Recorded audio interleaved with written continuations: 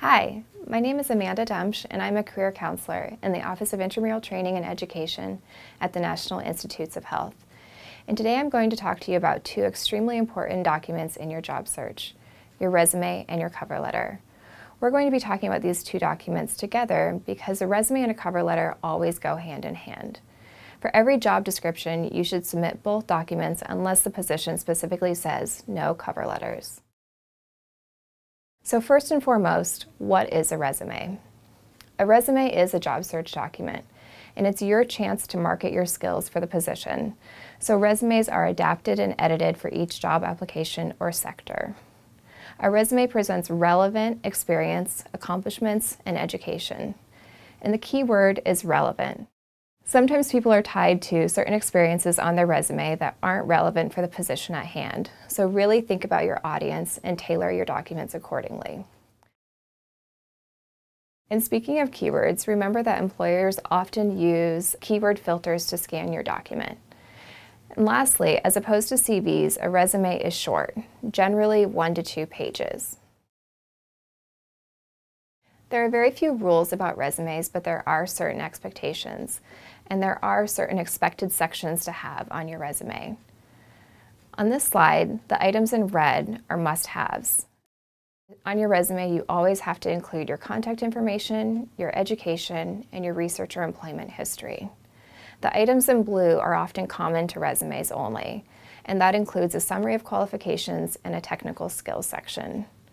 There are many other sections that you can include on your resume, such as certifications, licensures, teaching, mentoring experience, leadership experience, honors and awards, professional service, professional associations or organizations, grants, major invited speeches, patents or inventions, and selected publications. Note that on a resume you don't include an exhaustive list of your publications. Usually just selected publications are included. You can still say the total number, but only choose the most recent and/or the most relevant. A qualification summary is a great section to have on your resume. Oftentimes we see objective statements on a resume that will read like, seeking a responsible position in an industry lab doing cancer research. That often comes across as bland and sort of filler that you can include on your cover letter. What we would recommend is actually including a qualification summary instead. A qualification summary would go into a little bit more detail, and it's a great section because it's very easy to tailor for the position at hand. A good qualification summary would be like the following: cancer biologist with 10 years of experience managing multiple projects with expertise in the following areas: 6 years of experience in mouse models, 4 years of experience in yeast, supervision experience of lab personnel, manage a lab budget, and oversee a supply chain. This person is doing a lot of great things in their qualification summary. They're not overwhelming the reader with too many bullet points. They're keeping it concise with 4 to 5 bullet points, and they're quantifying within each section. When creating your skills and techniques section, remember to keep computer filters in mind. It also helps to organize your skills by a skill set.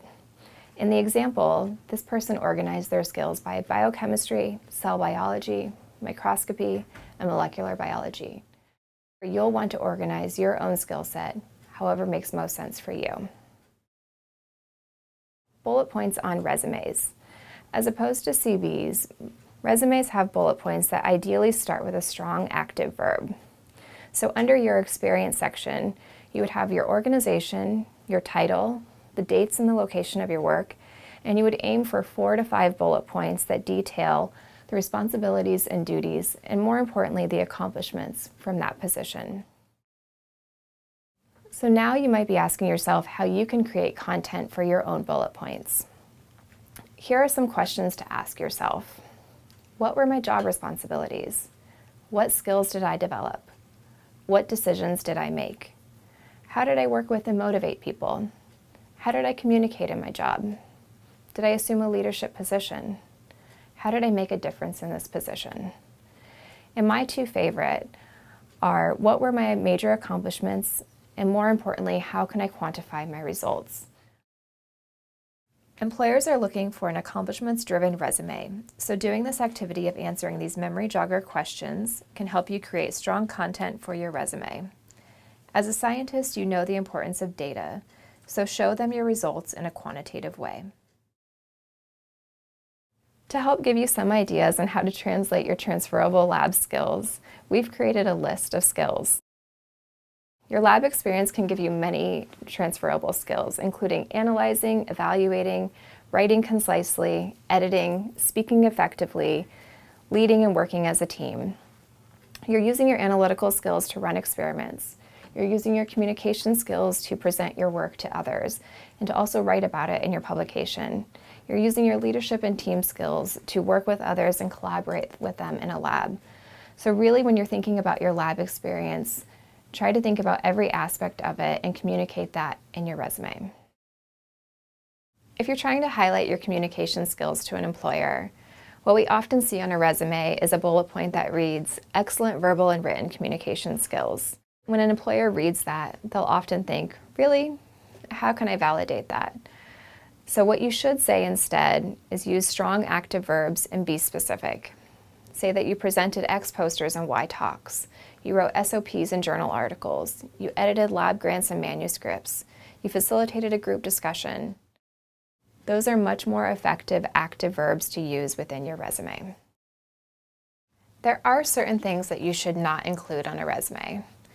When you're applying to positions in the United States, you don't include your social security number, your citizenship, a photo, your height, weight, your birth date, references, marital status, or city or country of birth. Resumes and job search norms are different across the globe. When applying to positions in the United States, though, it will be important for your documents to appear accordingly standardized. Identifiers like your social security number and/or citizenship are often required when applying to federal positions, so there are exceptions for a federal resume. Some final general thoughts on your resumes before we move on to cover letters.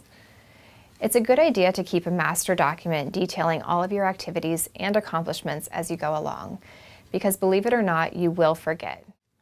Remember that there is no template, but your document must be clean, crisp, and easy to read. And try not to use a template. There are lots of Microsoft Office templates available online. However, templates are really recognizable, and it's obvious when somebody is using one because it can create weird spacing and unnecessary lines. So my best advice to you is to start with a brand new blank document to look at samples in order to have an idea of how you want to style and format your own document, and then create your own from there. Also remember that real estate matters. Put the most important things at the top of your resume. That is often why a qualification summary can come in handy. It's always a shame when I see somebody bury one of their most amazing accomplishments or experiences just because they're adhering so strictly to reverse chronological order. So remember that how you order the information on your document is as important as what is there. And lastly, double and triple check for typos. I've seen some really unfortunate typos in resumes and cover letters. For example, I saw somebody say that they were a very detail-oriented person, but they spelled detail-oriented incorrectly. Don't let small errors like that be the reason that you're weeded out. Remember that lots of eyes are helpful. Your faculty mentors, colleagues, appreciate that opinions will vary, and data argue that there are many right ways, but the best opinions are often from insiders with lots of experience. So as you're doing informational interviews, remember to ask for advice about how to structure a resume for that particular employer or that particular sector. So now on to cover letters. You should always send a cover letter every time you submit a resume. And cover letters are generally a one-page document in business letter format, and generally they are 3 to 4 paragraphs long.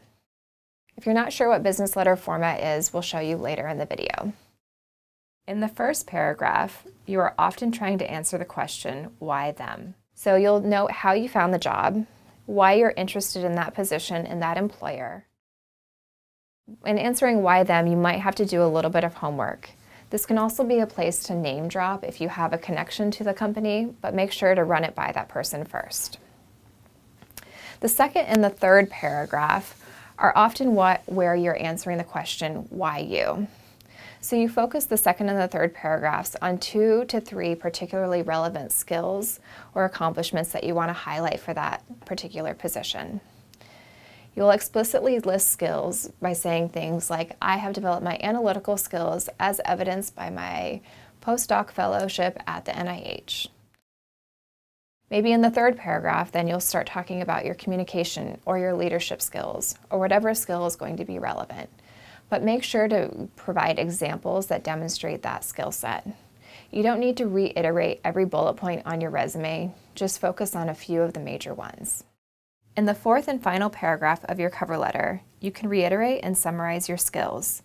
This is also your chance to conclude and wrap up your letter by expressing your interest in interviewing while thanking them for their consideration. If you choose to take a more assertive approach and note that you will follow up with them regarding the receipt of your application, then by all means, please do so. Set a reminder to follow up if you said you would. For those of you unfamiliar with business letter format, here is a sample. In a business letter format, you include your address, a space, the date, the company's name and address, and then Dear So-and-so. Do your best internet sleuthing to find a contact that you can address the letter to. However, if you can't find anybody to send the letter to directly, it is fine to say things like to whom it may concern or Dear Hiring Committee. For more resources on resumes and cover letters, check out the OITE career blog. 2 blog posts of special interest for you would be the OITE Resume CV Guide and also a blog post on identifying your transferable skills. If you have any other questions, feel free to be in touch with me over email at amanda.dumsch@nih.gov.